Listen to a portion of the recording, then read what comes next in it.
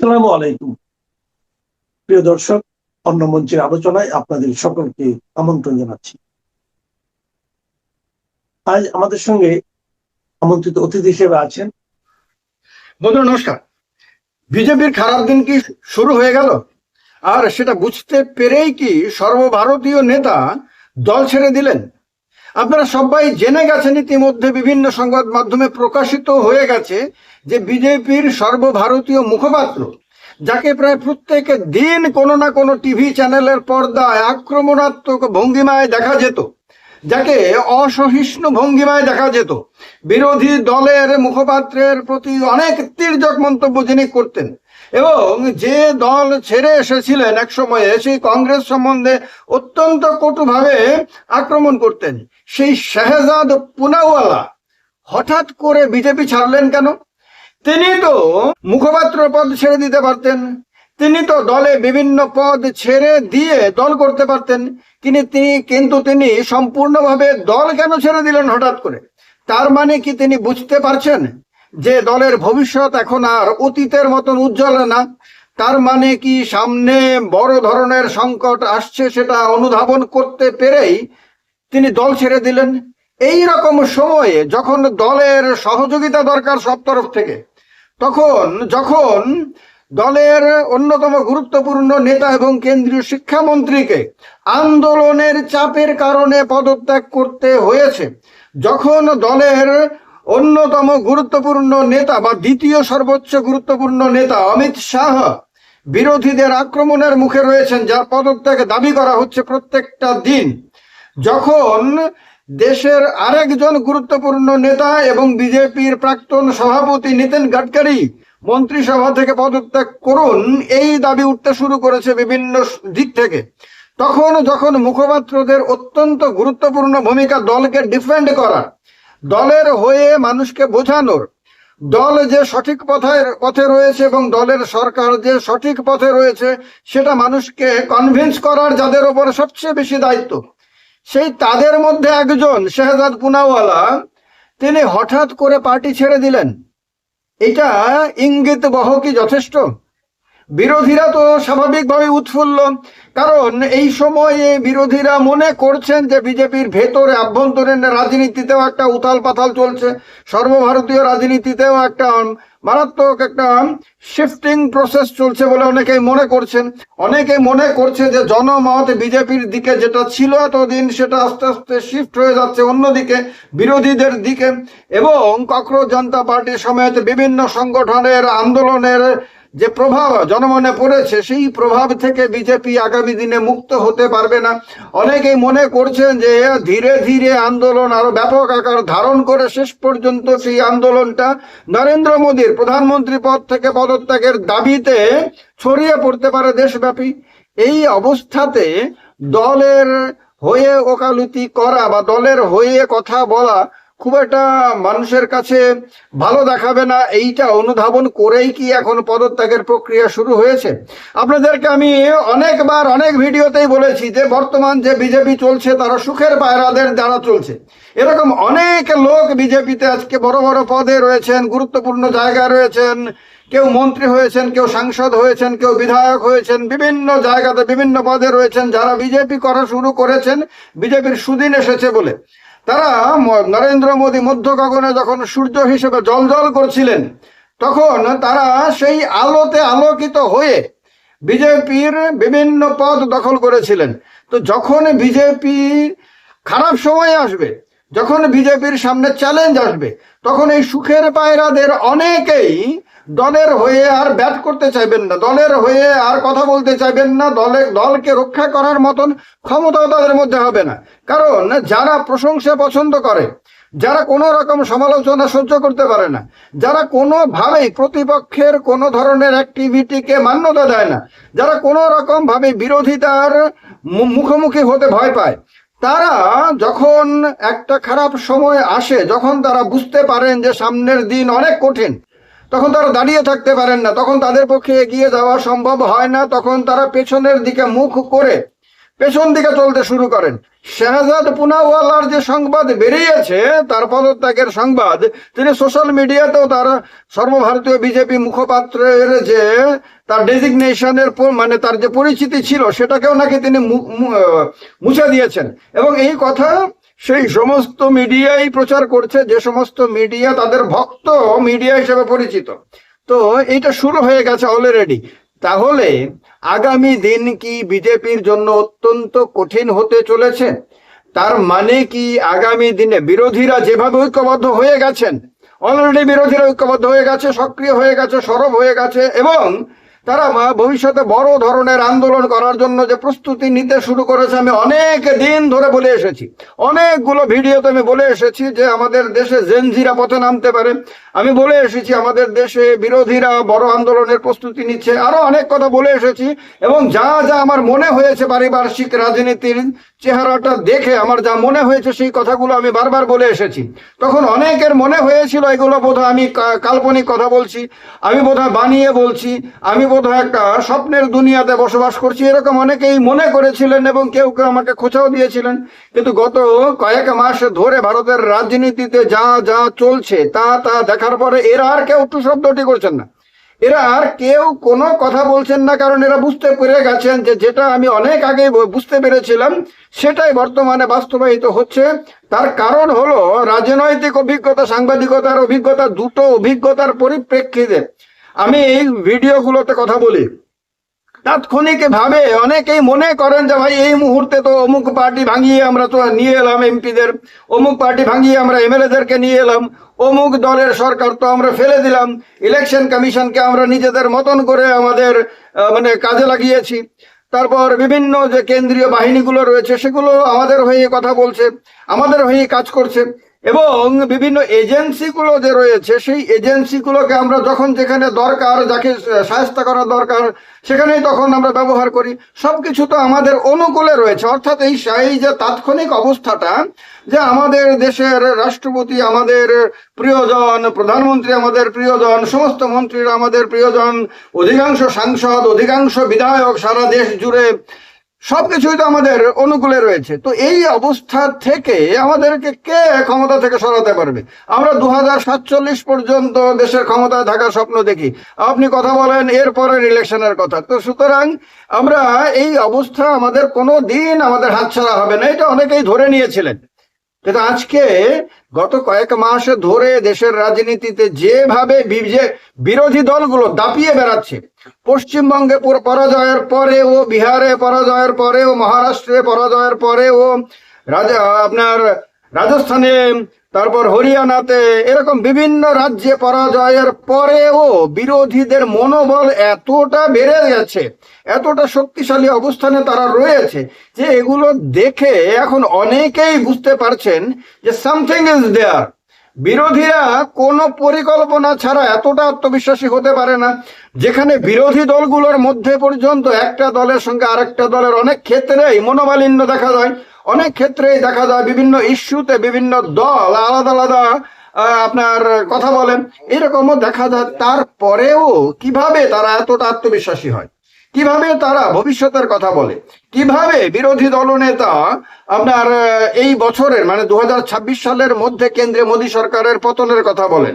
এই আত্মবিশ্বাসটা কোত্থেকে আসে? সবচেয়ে গুরুত্বপূর্ণ প্রশ্ন হলো এটা। এই আত্মবিশ্বাস, এই যে রাহুল গান্ধীর এই যে দৃঢ়তার সঙ্গে কথা বলা, তারপর অরবিন্দ কেজরিওয়ালের, মমতা বন্দ্যোপাধ্যায়ের, উদ্ধব ঠাকরের, অখিলেশ যাদবের, এদের প্রত্যেকের যে আত্মবিশ্বাস, সে আত্মবিশ্বাসটা কোত্থেকে আসছে, এর পেছনে কি রহস্য লুকিয়ে রয়েছে, সেইটা যেটা বোঝার সবচেয়ে বেশি দরকার, সেটাকে ব্যঙ্গ বিদ্রুপ করে হেসে উড়িয়ে দিয়ে শাসক দলের বিভিন্ন নেতারা বিভিন্ন সময়ে নিজেদের বুদ্ধিমত্তার পরিচয় দেওয়ার চেষ্টা করেছিলেন। কিন্তু বাস্তবে যে এটা কাজ করেনি, এখন দেখা যাচ্ছে যখন শাহজাদ পুনাওয়ালা বিজেপির হয়ে ভীষণ রকম ভাবে আপনার চার ছক্কা লাগাতো, মানে মিডিয়াতে বসে আর কি, এমন ভাষায় এমন ভাবে কথা বলতো, মনে হতো যে বিজেপির জন্ম তিনি দিয়েছেন।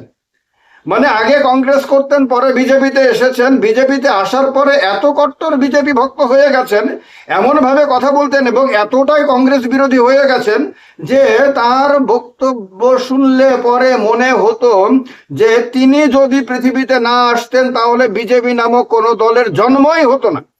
এই রকম এক অতি কট্টরবাদী হয়ে যাওয়া বিজেপির মুখপাত্র, সর্বভারতীয় মুখপাত্র শেহজাদ পুনাওয়ালা হঠাৎ করে দলটা ছেড়ে দিলেন। পদ ছেড়েছেন এইটা বলার কোনো ব্যাপারই না, দলটা পর্যন্ত তিনি ছেড়ে দিয়েছেন। এইটা তো চারটিখানি বিষয় না, এইটা তো বর্তমান রাজনৈতিক পরিপ্রেক্ষিতে হেলায় উড়িয়ে দেওয়ার মতন বিষয় না। তাহলে কি শেহজাদ পুনাওয়ালা জাস্ট শিলান্যাস করলেন পদত্যাগের? আগামী দিনে কি দলের আরো অনেক নেতা এইভাবে পদত্যাগ করতে পারেন? তার মানে কি দলের খারাপ সময় ধেয়ে আসছে সামনের দিকে, এটা বুঝতে পেরে এখন সবাই কি সেফ সাইড নিতে শুরু করেছেন?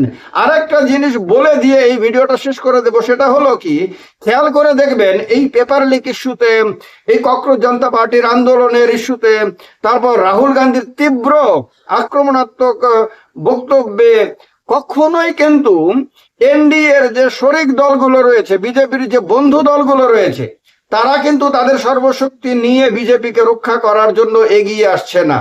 এদের যে নীরবতা, অধিকাংশ ক্ষেত্রেই এদের অদ্ভুত রহস্যজনক যে ভূমিকা, সেইটাও কিন্তু ইঙ্গিতবহ।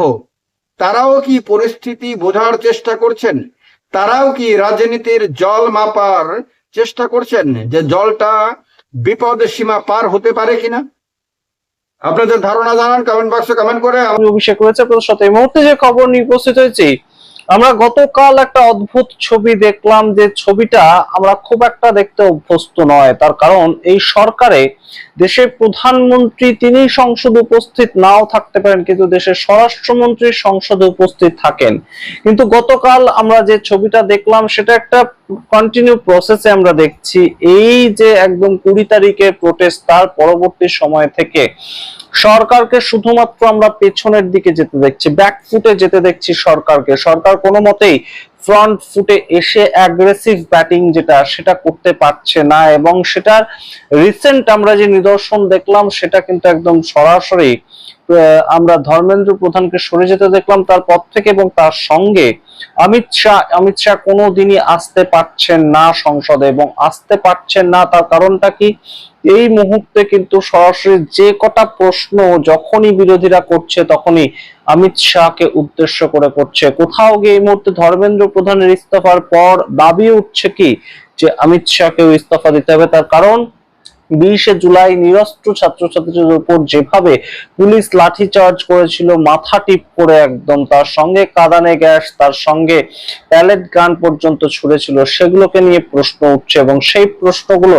একদম কোথাও গিয়ে সরকার পক্ষকে ঝাঝালো করে ফেলছে। এবং সেখান থেকেই গতকাল প্রিয়াঙ্কা গান্ধী হতে পারেন, গৌরব গগৈ হতে পারে, অভিষেক ব্যানার্জি হতে পারে, প্রত্যেকের একটাই প্রশ্ন ছিল, কে এই দিল্লি পুলিশকে অর্ডারটা দিয়েছিল যে একদম মাথা টিপ করে লাঠি চালাতে হবে, কিংবা টিয়ার গ্যাস চালাতে হবে, কিংবা প্যালেট গান চালাতে হবে? প্রশ্নগুলো এই মুহূর্তে অত্যন্ত গুরুত্বপূর্ণ ভাবে সংসদে উঠছে। এবং প্রথম আপনারা দেখুন যে ছবিটা দেখতে পাচ্ছেন, প্রথম সারিতে যেখানে দেশের প্রধানমন্ত্রী নরেন্দ্র মোদী বসেন, তার পাশেই থাকেন দেশের স্বরাষ্ট্রমন্ত্রী অমিত শাহ, তার পাশে থাকেন রাজনাথ সিং, এবং তার পাশে থাকেন নীতিন গাডকারি। এই জন মানুষ পাশাপাশি বসেন প্রথম একদম যে সারিটা, তার মধ্যে এখন শুধুমাত্র রাজনাথ সিংকে আমরা দেখতে পেলাম। গতকাল কিন্তু তাছাড়া দেশের প্রধানমন্ত্রী মিসিং, দেশের স্বরাষ্ট্রমন্ত্রী মিসিং, এবং নীতিন গাডকারি যাকে নিয়ে এই মুহূর্তে আলোচনার কোনো শেষ নেই, ইথানল মিশ্রিত পেট্রোলের জন্য তিনিও মিসিং। সুতরাং কোথাও গিয়ে সম্পূর্ণ সরকার ব্যাকফুটে, এবং সেই যে ফাঁকা জায়গা সেটাকে পূরণ করতে এলেন কে, মনোহরলাল খাট্টার এবং কিরেন রিজিজু। তাদের তো এখানে বসার কথা নয়, এবং তারা বসলেও তারা কি আর অমিত শাহের মতন সম্পূর্ণ বিষয়টাকে কন্ট্রোল করতে পারবেন? এই বিষয়টা এই মুহূর্তে গুরুত্বপূর্ণ, তার কারণ অমিত শাহ দেশে রয়েছেন, দেশে নয় শুধু রাজধানীতে রয়েছেন, রাজধানীতেও নয়, তিনি সংসদেও কালকে ছিলেন। কারণ এনডিএর বৈঠকে, সর্বদলীয় এনডিএর বৈঠকে, যেখানে রিসেন্ট এনডিএ তে যুক্ত হওয়া এনসিপিআই তারাও গিয়েছিল, তাদের সঙ্গে বৈঠক করেন অমিত শাহ এবং নরেন্দ্র মোদী। কিন্তু তারা সংসদে থাকলেন, হাউসের ভেতরে ঢুকতে পারলেন না। এই জায়গায় এই মুহূর্তে সরকার পৌঁছিয়েছে এবং সরকার কোনো মতেই কিন্তু তাদের গা থেকে ঝেড়ে ফেলতে পারছে না, মানুষের স্মৃতি থেকে সরিয়ে দিতে পারছে না যে 20 তারিখ পুলিশের একদম নির্মম অত্যাচার হয়েছিল ছাত্রদের উপর। আমরা জানি না এই মুহূর্তে সরকার ঠিক কিভাবে সম্পূর্ণ বিষয়টাকে ডিল করতে চাইছে, কিন্তু বিরোধীরা একটা জায়গাতে স্টিক করে রয়েছে যে প্যালেট গান চালানোর কথা কিংবা টিয়ার গ্যাস ছোড়ার কথা কে এই অর্ডার দিয়েছিল, এবং অবশ্যই আমরা বিহারে দেখতে পেয়েছি AK-47 পর্যন্ত পুলিশ চালিয়ে দিয়েছে। অভিষেক প্যাটেল তাকে নিলম্বিত করা হয়েছে, কিন্তু তিনি চালিয়েছিলেন সেটা, তাকে কে সেই অর্ডারটা দিয়েছিল?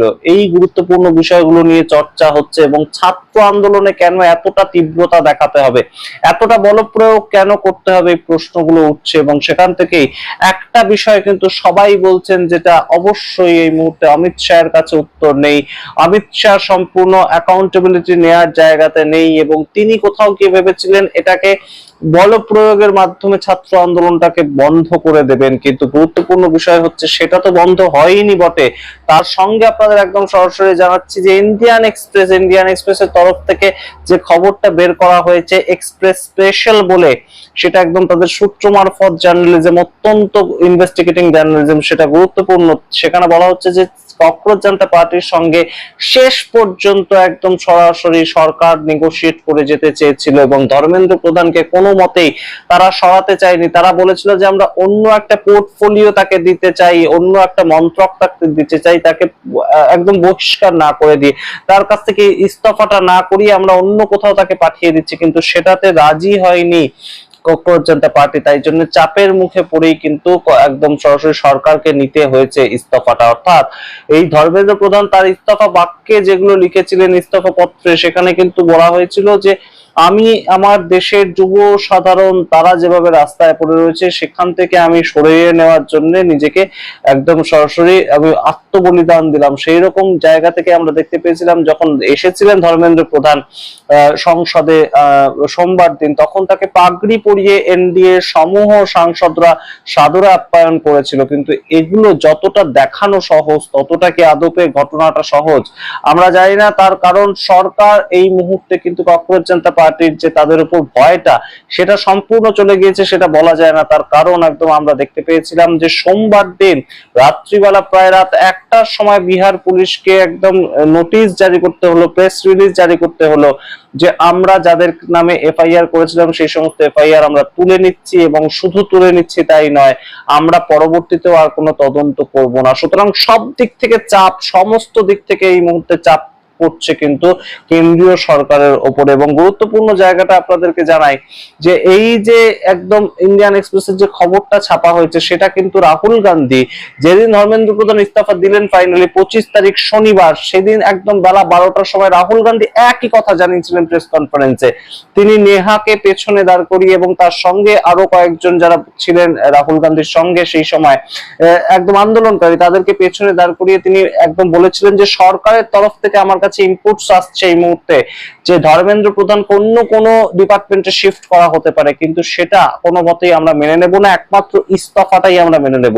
এবং তার ঠিক 2.5 ঘন্টার মধ্যে এই ইস্তফাটা আমরা দেখতে পাই। সুতরাং কোথাও গিয়ে একদম বিরোধীদের চাপ, একদম ককরোচ জনতা পার্টি তাদের চাপ, এবং তার সঙ্গে সংসদের অভ্যন্তরেও কিন্তু বিভিন্ন ধরনের প্রশ্ন উঠছে যে প্যালেট গান কে চালাতে বলেছিল, কার নির্দেশে এই ধরনের একটি ছেলে তার চোখ নষ্ট করে দেওয়া হলো, কার নির্দেশে একটি মেয়েকে কুমায় পাঠিয়ে দেওয়া হলো, তাকে ভেন্টিলেটর দিয়ে ফিরিয়ে আনতে হলো, আবার তা কার নির্দেশে এই মুহূর্তে এত ছেলে মেয়ে তাদের উপর একদম কাঁদানে গ্যাস চার্জ করা হলো, কার নির্দেশে মাথা ফাটিয়ে দেওয়া হলো মেরে। পুলিশের তো লাঠিচার্জ করলে মাথা ফাটানোর কথা নয়, পুলিশ ওয়েস্টের নিচে অর্থাৎ কোমরের নিচে লাঠিচার্জ করার কথা যদি একটা মবকে আটকাতে হয়, কন্ট্রোল করতে হয়, সেটাই তাদের নিয়ম। তাহলে সেইটা কে নির্দেশ দিল যে মাথা টিপ করে লাঠিচার্জ করে? এবং তার সঙ্গে গুরুত্বপূর্ণ যে প্রশ্নটা উঠছে সংসদের অভ্যন্তরে উঠেছে যে এই যে সিভিল ড্রেসে বেশ কিছু মানুষজন ঘুরে বেড়াচ্ছিলেন পুলিশের লাঠি নিয়ে, তারা কারা এবং গুরুত্বপূর্ণ ইলেকট্রিক শক দেওয়া হয়েছে, অমানবিক ভাবে ইলেকট্রিক শক দেওয়া হয়েছে। যে ফেন্সিং গুলো, যে করিডোর গুলো ছিল, ব্যারিকেড গুলো করা হয়েছিল, তার মধ্যে ইলেকট্রিকের তার পেঁচিয়ে ইলেকট্রিক শক দেওয়া হয়েছে যাতে সেগুলো ছুলে ছাত্রছাত্রীরা সরে যায় সেখান থেকে। সেগুলো কার নির্দেশে হয়েছিল? এই প্রশ্নের কোনো উত্তর নেই অমিত শাহের কাছে, সেটা একদম সরাসরি কিন্তু এই মুহূর্তে বোঝা যাচ্ছে। এবং তাই জন্যই দেশের স্বরাষ্ট্রমন্ত্রী কোনোভাবেই আসছেন না সংসদে, তেমনই কিন্তু ওয়াকিবহাল মহল মনে করছে। তার কারণ স্বরাষ্ট্রমন্ত্রীর সমস্ত সময়তেই একদম রীতিমতন কমপ্লিটলি তিনি ফাইট করেন এবং সমস্ত জায়গাতেই আমরা দেখতে পেয়েছি যে স্বরাষ্ট্রমন্ত্রী নরেন্দ্র মোদী না আসলেও সম্পূর্ণ সরকারের পক্ষ থেকে তিনি বক্তব্য রাখেন। এখন কেন সংসদে উপস্থিত থাকার পরেও স্বরাষ্ট্রমন্ত্রী আসছেন না হাউসে?